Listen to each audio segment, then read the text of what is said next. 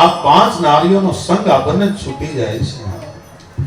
અને તમે વિચારો કે આ હુકા વાહડાને જો તોડી નાખતો હોય હરિનું નામ, તો આપણી ભીતરમાં જે ગાંઠિયું પડી એને કેમ ન તોડે?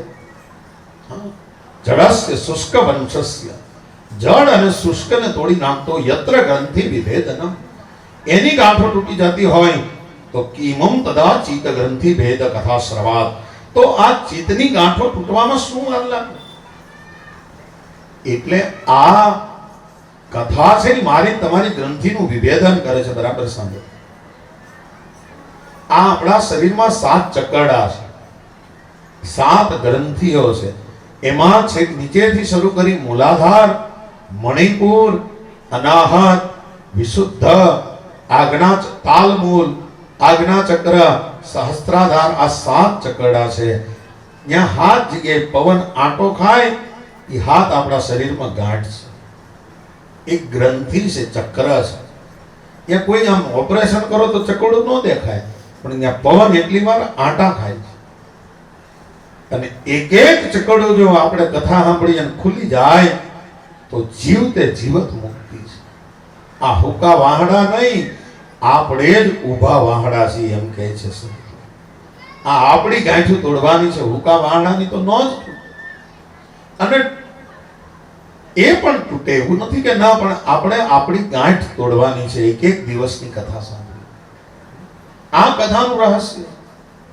અને નક્કી આપણે કરવાનું છે. આવો હારો શેડ છે, માથે પંખા ફરે છે, પાછળ કુલર મૂક્યું છે, હજી હરખું કરી દે તમને બપોર પછી. હા, પણ એટલી ઉત્તમ સગવડતા છે. આ સરસ મજાનું માતાજીનું મંદિર છે.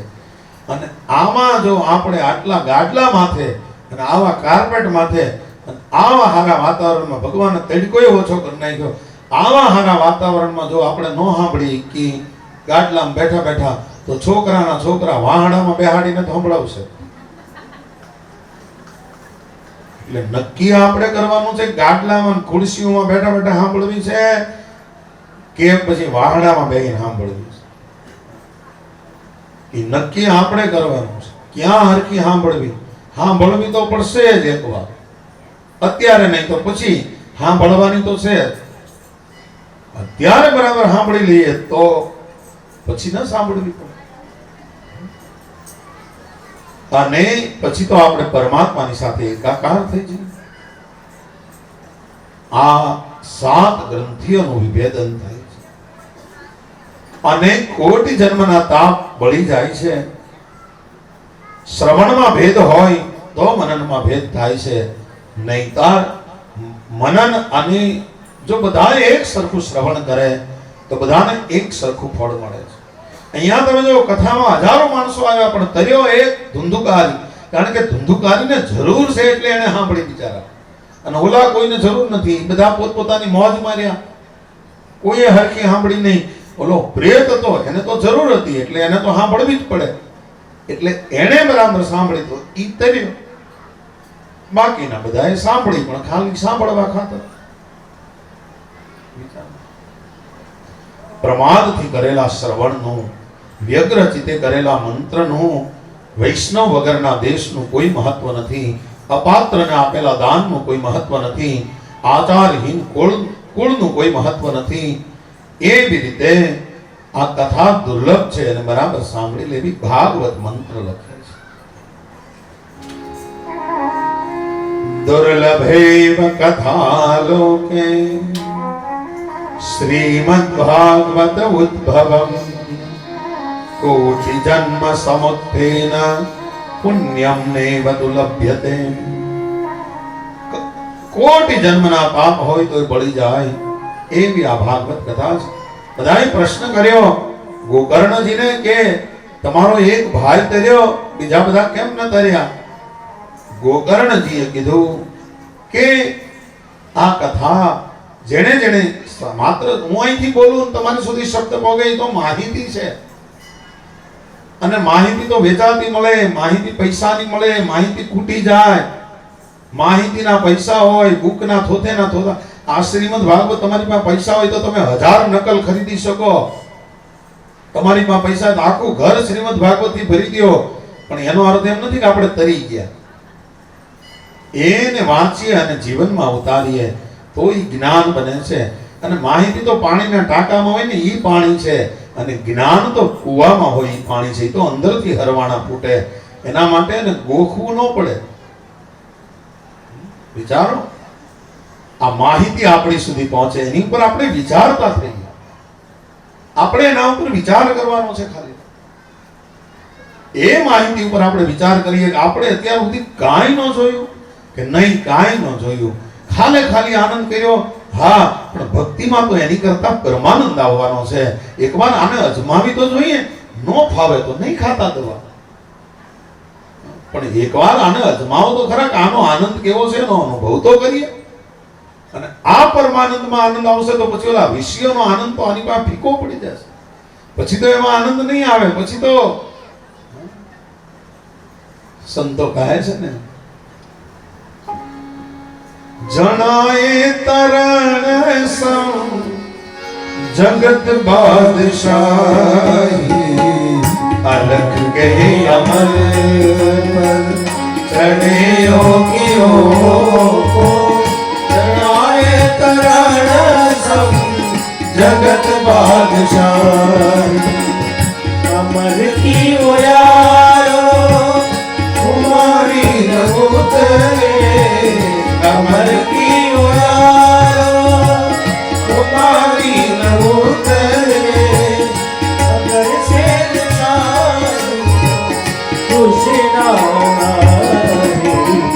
अलख के अमर चढ़े योगियों. जनाए तरण सम जगत बादशाही, अलख के अमर. અલખનો અમર જેને ચડી જાય એને આ જગતની બાદશાહી તરણા જેવી લાગે છે. એવો અલખનો અમલ છે. એકવાર આનો કેફ તો ચડાવીએ, આનું રસપાન તો કરીએ, હા, તો ખબર પડે કે આનો કેફ કેવો હોય છે.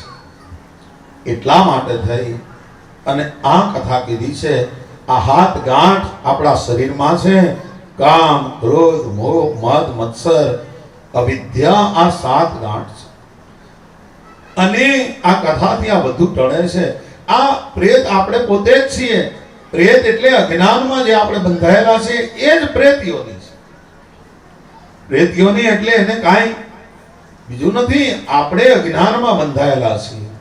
હજારો વર્ષથી મહેનત કરીએ છીએ, હજી આપણો પાર આવ્યો નથી. કાંઈક સારા કર્મ કર્યા છે તો આ મનુષ્યનો અવતાર આપ્યો છે. અને હવે આ તીર્થ રૂપી દેહ મળ્યો. કાગડા કૂતરા હતા, એમાંથી આ તીર્થ રૂપી દેહ મળ્યો છે. ગમે ત્યાં પાપ કરીએ ને તો તીર્થમાં આવીએ ને તો નાશ થઈ જાય. પણ હવે આ મનુષ્યનો દેહ તીર્થ રૂપી છે. હવે આમાં પાપ કરશું તો આને ક્યાં બાળવા જશું? વિચાર તો કરો, આમાં પાપ કેવી રીતે આપણે કરી શકીએ? આ તીર્થ મળ્યું છે આપણને. અન્ય ક્ષેત્રે કૃતમ પાપમ તો તીર્થ ક્ષેત્રે વિનશ્યતિ, અને તીર્થ ક્ષેત્રે કૃતમ પાપમ તો વજ્રલેપો ભવિષ્યતિ. આ તીર્થમાં આવીને પાપ કરશું તો કેટલા જન્મ હજી લેવા પડે એનું નક્કી નથી. ત્યારે આ હજારો વર્ષથી આ ચાલી આવતી યાત્રાને પરમાત્મા મળી જાય ને અખંડ આનંદ થઈ જાય, એવું કોને ન ગમે? એની આ કથા છે. ઉદ્ધવને ભગવાન કહે છે કે ઉદ્ધવ, આ મારી કથા કેવી છે સાંભળ. ભગવાન પોતે બોલ્યા છે શ્રીમદ ભાગવતમાં, તેને વાંગ્મયી મૂર્તિ પ્રત્યક્ષમ વર્તતે હરિ, સેવનાत् શ્રવણાत् પાઠાत् દર્શનાत् પાપનાશિની. આ વાંગ્મયી મૂર્તિ છે. આ પ્રત્યક્ષ હું જ છું. આનું તમે સેવન કરો, આનું તમે શ્રવણ કરો, આનું તમે પાઠ કરો, અને કાંઈ ન આવડે ને તો મંત્ર કાઢીને એના દર્શન કરો ને તોય આપણા પાપ પડી જાય. એવી આ કથા છે. માત્ર દર્શન કરો, જ્યાં કથા થતી હોય ત્યાં દર્શન કરો ને તોય પાપ પડી જાય. આવી કથા છે. આ બાજુ ધુંધુકારીનો મુક્તિ મળી છે. આપણે બધા પ્રેત યોનીના અમાજ છીએ. આપણે જાગ્યા નથી. કોક સંતો મહંતો જાગે છે, આપણે તો બધા સૂતા છીએ. આ મોહની રાત્રિ છે. અને મોહ રૂપી રાતમાં આપણે બધા સૂતા છે. રામચરિત માનસમાં તો તુલસીદાસજી કહે છે, મોહ નિશા સબ શોભનિહાર, મોહ નિશા સબ શોભનિહાર, देखत स्वपन अनेक प्रकारा, देखन स्वपन अनेक प्रकारा, मोह निशास सोवनहारा, मोह निशास. કોણ જાગે છે આ રાત્રિમાં? કોણ જાગે છે? राम सच्चिदानंद दिनेश, नहीं तव मोह निसारवलेसा, नहीं तव मोह निसारवलेसा. एक राम जागे છે જેને મોહ ગીતામાં કૃષ્ણ કહે છે, યા નિશા સર્વભૂતાનામ તસ્ય જાગૃતિ સંયમા. આ એવી રાત્રિ છે એમાં કોક સંયમી પુરુષો જાગે છે. એવી રાત્રિ છે આ મોહની. આમાંથી બધાને જાગવાનું છે, બધાને જાગવાનું છે, આપણે બધાને. એટલા માટે આ ભાગવત કથાનું મહાત્મ્ય કહ્યું છે. અને પછી છઠ્ઠા અધ્યાયમાં, મહાત્મ્યના છેલ્લા અધ્યાયમાં આ ભાગવત કથા કેવી રીતે બેસાડવી એના થોડાક નિયમો બતાવ્યા. આ નિયમ બરાબર સાંભળજો, કારણ કે બહુ જરૂરી છે. એક અધ્યાયમાં બધા નિયમ અને આચાર સંહિતા કીધી. ભાગવત કથા, એનું આયોજન, એનું નિમંત્રણ, વક્તાએ નિયમ પાડવાના, ઈ શ્રોતાએ પાડવાના, ઈ બધા નિયમ એક અધ્યાયમાં કીધા. એટલે આપણે ઈ પણ સાંભળી લઈએ. કહ્યું છે કે આ ભાગવત તમે કોઈ પણ મહિનામાં બેસાડી શકો છો, કારણ કે અમૃત છે. અમૃત તો બધા મહિનામાં ફળે છે. પણ હા, ઘેરે દીકરાના લગ્ન હોય, જેટલો આનંદ હોય ને એવો આનંદ જ્યારે આપણા મનમાં હોય ત્યારે આ કથા બેહાડવી. પરાયણે ન બેહાડવી, કોઈ ક્યાંય એમ ન બેહાડવી, પણ જેવો આનંદ હોય ત્યારે આ કથા બેસાડવી એમ કહ્યું છે. શ્રાવણ મહિનો હોય તો આસો મહિનો, કારતક, માગસર, અષાઢ, ભાદરવો તો વધારે સારું. પણ કોઈ પણ મહિનામાં અમૃત તો હંમેશા અમર ફળ જ આપે છે. નાનામાં નાના માણસને આમંત્રણ આપવું અને યોગ્ય નિમંત્રણ આપવું કે હે મહાનુભાવો, અહીંયા 7 દિવસ સુધી અપૂર્વ રસરૂપ કથા થશે. તમે જાજો સમય ના આપી શકો તો એક ક્ષણ પણ તમે આપો, કારણ કે કથાની તો એક ક્ષણ પણ મૂલ્યવાન છે. એક ઘડી આધી ઘડી में आधी में पुनिया, તુલસી સંગત સાધુ કી મટે કોટી અપરાધ. એના માટે ઉતારાની વ્યવસ્થા કરવી જોઈએ, ભોજનની વ્યવસ્થા કરવી જોઈએ.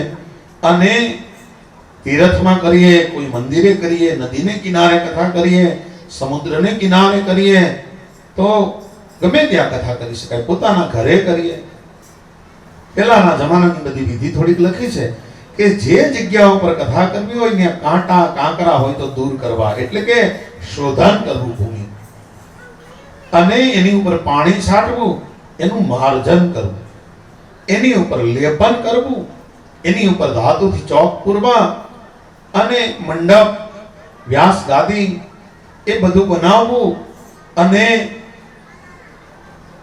કેળના પાનથી શણગારવું, આદિ આદિ ધજાથી શણગારવું, આદિ આદિ વસ્તુઓ લખી છે.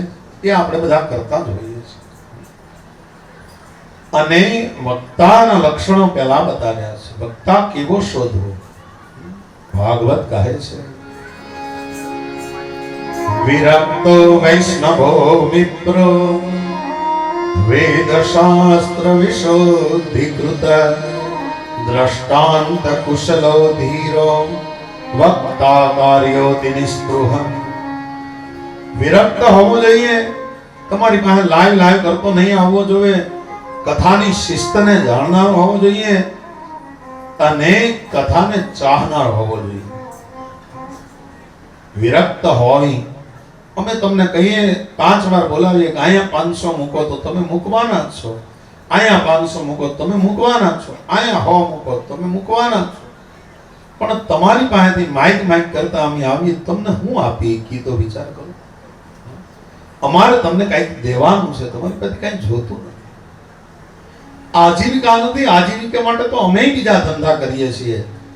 આ જીવન બનાવ્યું છે અને એટલા માટે અમે આત્મશ્લાઘાપૂર્વક તમને કહી શકીએ છીએ. આવી કથા છે, એમાં વિરક્ત હોવો જોઈએ.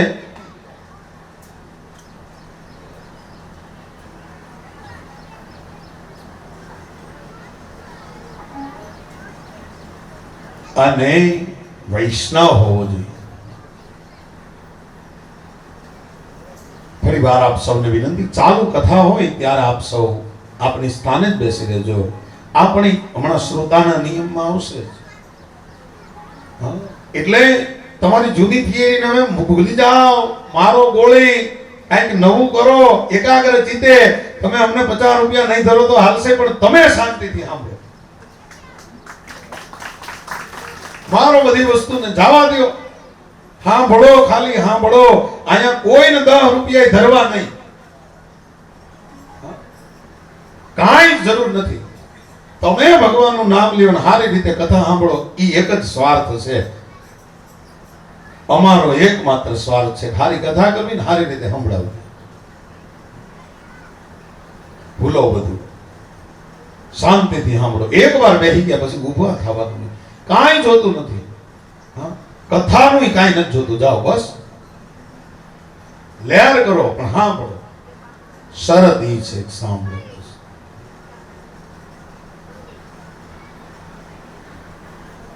ભાગવત કથા વિરક્ત હોય, વૈષ્ણવ હોય, વિષ્ણુની સાથે સંબંધ. વૈષ્ણવ એટલે કોઈ સંપ્રદાયની વાત નથી. અહીંયા ભગવાન નારાયણની સાથે જેનો સંબંધ હોય એ વૈષ્ણવ છે. નરસિંહ મહેતા તો કહે છે,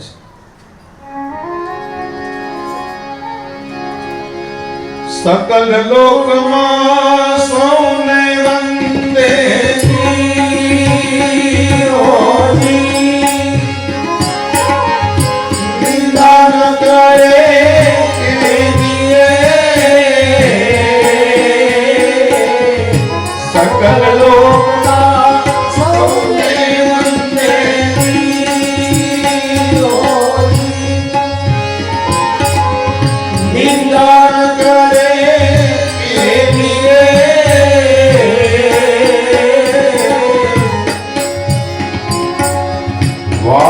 કાજ મન નિશ્ચલ રાખે,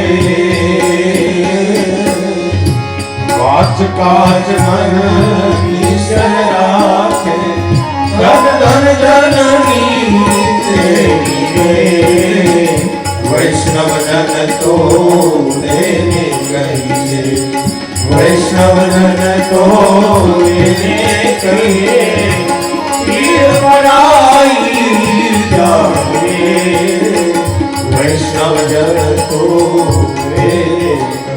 વૈષ્ણવ એટલે સકલ લોકમાં સૌને વંદે, કોઈની નિંદા ન કરે, બધાને પ્રત્યે સદભાવ રાખે એવો વક્તા. મિત્ર હોય, વેદ શાસ્ત્રને ભણ્યો હોય, જાણતો હોય, દ્રષ્ટાંત દેવામાં દ્રષ્ટાંત કુશલો ધીરો, દ્રષ્ટાંત દેવામાં કુશળ હોય અને બધી કથા ધીમે ધીમે સમજાવીને કરતો હોય અને નિસ્પૃહ બની અને તમારી સામે રજૂ થતો હોય, એવા વક્તાને શોધવો કહે. પોતાના પ્રિયતમની મરજી પ્રમાણે રહેતો હોય. બસ હરી તારી જેવી મરજી.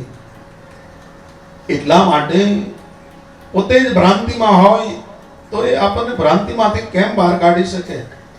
એટલા માટે આવી ભલામણ કરી છે. અને વેચવા માટે નીકળ્યો હોય, અત્યારે 25 અને 50 લાખ રૂપિયામાં કથાઓ વેચાય છે. કળિયુગ છે ને, અને જેમ જાજુ તમે કરો એમ તમારું માનપાન વધે. તમને ભગવાન હારામાં હારી ગાડી લઈ દે, બધું થાય, પણ એમાં પરમાત્મા ન મળે. પૈસો ચોક્કસ મળે, પણ પરમાત્મા ન મળે. જેને પરમાત્મા જોવે છે એને માત્ર ને માત્ર આ શબ્દનું સેવન કરવું જોઈએ. એને કોઈ દંભ ન કરાય, અમારાથી આ ન થાય, હરી અમે તો તારે આશરે છીએ, એવો ભાવ સતત જેનો હોય, એવા ના મુખેથી બંદૂકની ગોળી તમે જોજો, આમને મારો ને હાથથી તો કોઈ કાંઈ ભાગે નહીં, પણ એને બંદૂકમાં ફિટ કરીને મારો એટલે માણાને મારી નાખે. એમાં શબ્દ છે ને, આમને ઘા કરો તો ન વાગે, પણ કોકની કેટલા ભીતરમાંથી ઊંડેથી નીકળ્યો છે એટલો ઊંડો ઘા કરે છે. એટલે કયા વેપનમાં શબ્દ છે, કયા શસ્ત્રમાં આ શબ્દને ચડાવ્યો છે, એટલો ઊંડો ઘા કરે છે. એટલા માટે થઈ અને વક્તાએ પાળવાના નિયમ પણ કહ્યા છે. વક્તાએ પણ કોઈની નિંદા ન કરવી, બે ઘડી વિશ્રામ કરવો, બપોરે એમાં હરિનું નામ લેવાનું, બધાને વિનંતી કરવી, બે સમય કથા કરવી, અને જેટલું થાય એટલું પરમાત્માના ગુણગાન ગાવા એવું કહ્યું છે. શ્રોતાઓએ પણ પાળવાના નિયમો છે. એક આસને શક્ય હોય તો જ્યાં પહેલે દિવસે બેઠા હોય ત્યાં બેસી અને કથા સાંભળવી, હાથે હાથ દિવસ, કોઈની નિંદા ન કરવી, આજુબાજુવાળાની સાથે કોઈની વાતો ન કરી. પરમાત્મા એકને આપણે ખોળામાં લઈને બેઠા હોય એ પડી ન જાય એનું ધ્યાન રાખવું. નાનું બાળક છે એવી રીતે વ્યવહાર કરી, હાથમાં લઈને બેઠા છે એ પડી ન જાય એવી રીતે બેસવું. ઉપવાસ કરવાનું કોઈએ કીધું નથી, એટલું જમવું કે આપણને બેહવામાં વાંધો ન આવે.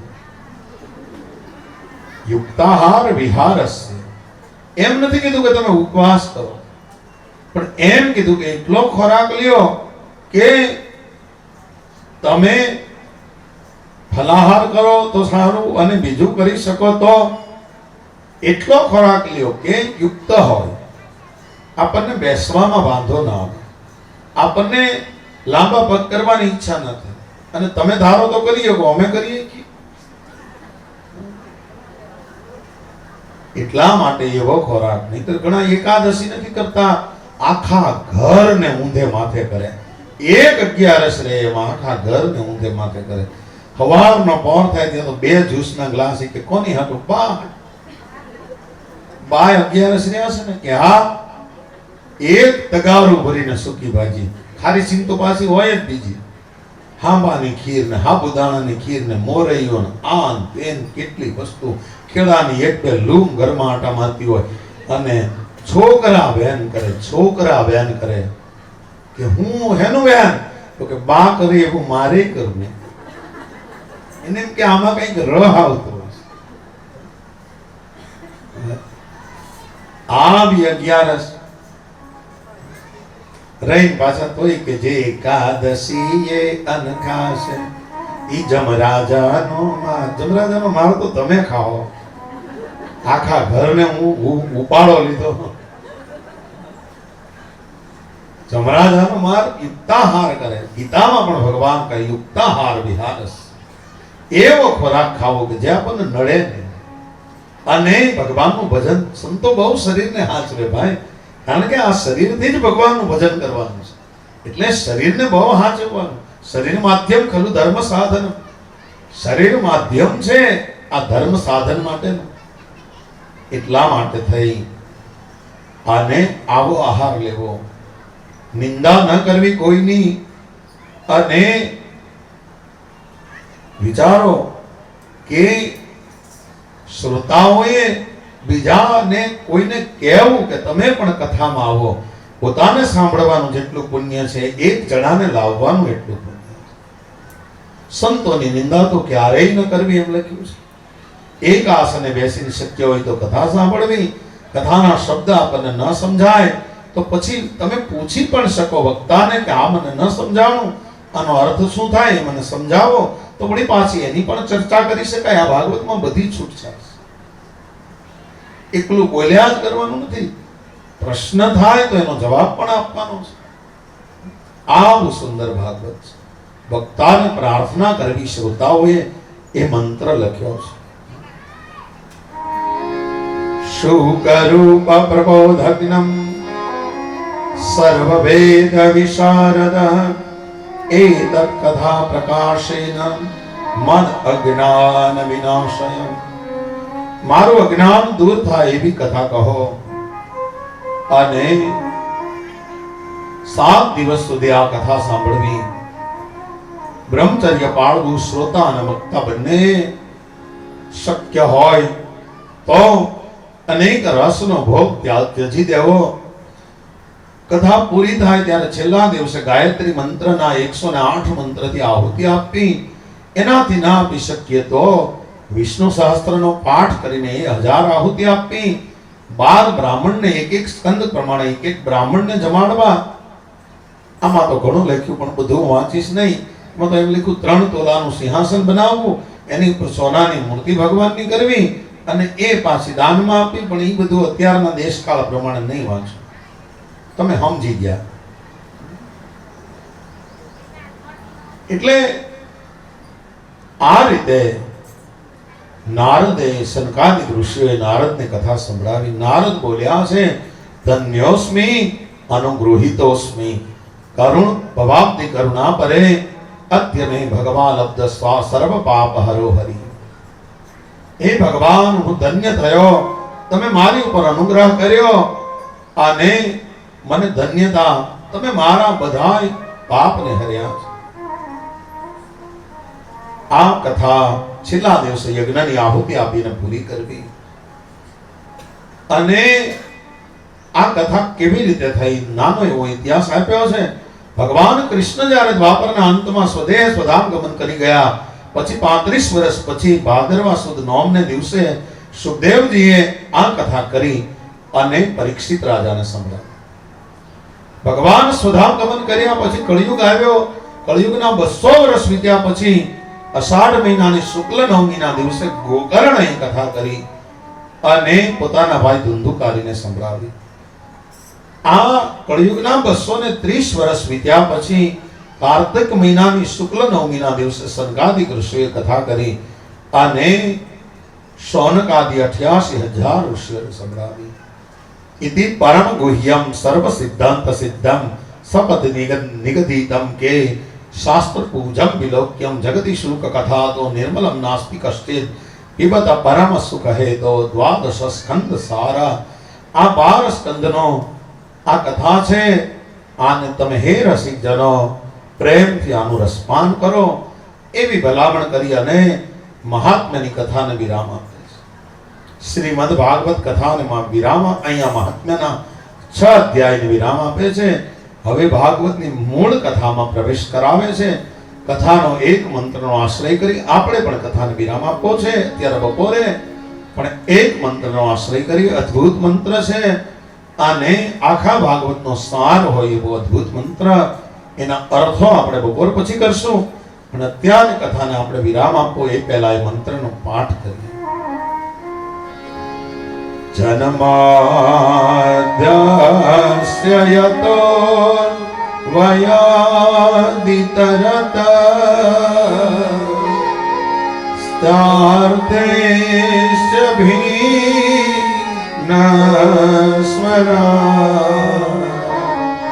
તેને બ્રહ્મહૃદાય આદિ કવયે મુહ્યન્તિ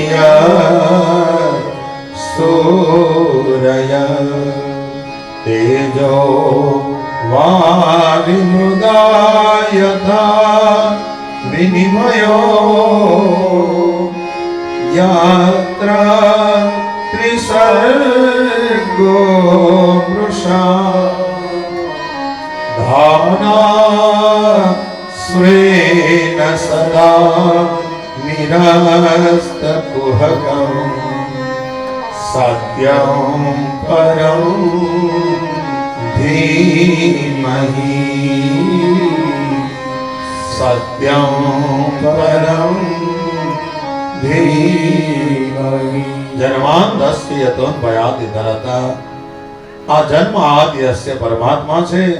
સ્થાર્થેશ્ચ વિઘ્નસ્વરાટ પોતે પ્રકાશિત છે, તેને બ્રહ્મ હૃદય આદિ કવે. એને બ્રહ્મા અને આ સૃષ્ટિને બનાવી છે. પણ જેમ જળમાં સ્થળનો ભાસ થાય તેજો વારી મૃદા યથા વિનિમય, અને સ્થળમાં જળનો ભાસ થાય રણમાં, એવી રીતે પરમાત્મા જ્યાં છે ત્યાં આપણને દેખાતો નથી, અને જ્યાં નથી ત્યાં આપણે ગોતવા માટે ફાફા મારીએ છીએ. તેજો વારી મૃદા યથા વિનિમયો યત્ર ત્રિસર્ગો મૃષા. આ ભગવાન માયા એવી બનાવી છે કે જ્યાં છે ત્યાં દેખાતો નથી, અને નથી ત્યાં આપણે ફાફા મારીએ છીએ. અને ધામના સ્વૈન સદા નિરસ્ત કુહકમ. કોણ છે આ પરમાત્મા? કહે છે સત્યમ પરમ ધીમહ. પરમ સત્ય છે એ જ પરમાત્મા છે, જે બધાની ભીતરમાં બેઠો છે, પણ માણસ ભીતરમાં ગોતતો નથી અને બહાર શોધે છે. એટલા માટે દાસી જીવન ગાય છે. બોલે બોલાવે સબ ઘટ બોલે, બોલે બોલાવે સબ ઘટ બોલે. સબ ઘટ માએ રહ્યો રે સમાય. બોલે બોલાવે સબ ઘટ બોલે. સબ ઘટ માએ રહ્યો રે સમાય. जिया जो प्रिया से हो, जिया जो प्रिया से हो. धीर करीने थाना दिया ने तेरा जनन जनन जनन जनन दीवा. जनन जनन जनन जनन दीवा. ते गंगा कोई निरखंदारे कोई आदलमा, पर खंदारे कोई आदलमा. जनन जनन जनन जनजालरिया. जनन जनन जनन जनजालरिया. આ બધાની ભીતરમાં બોલે છે અને આ ઝાલર વગાડે છે. એવા પરમાત્મા ને આપણે આ 7 દિવસમાં રીઝવવાના છે. ત્યારે આવો બધા ભેગા મળી કથા સત્યમ પરમ ધીમહિ, આ પરમ સત્યને પામવાનો પ્રયત્ન કરીએ અને પરમ સત્યને આપણે બધા પામીએ. આવું 1-2 મિનિટ માટે હરિનામ સંકીર્તન કરી બપોરના સત્રને વિરામ આપીએ. બપોર પછી આપણે 3 વાગે મળશું. 6 વાગ્યા સુધી કથા ચાલશે.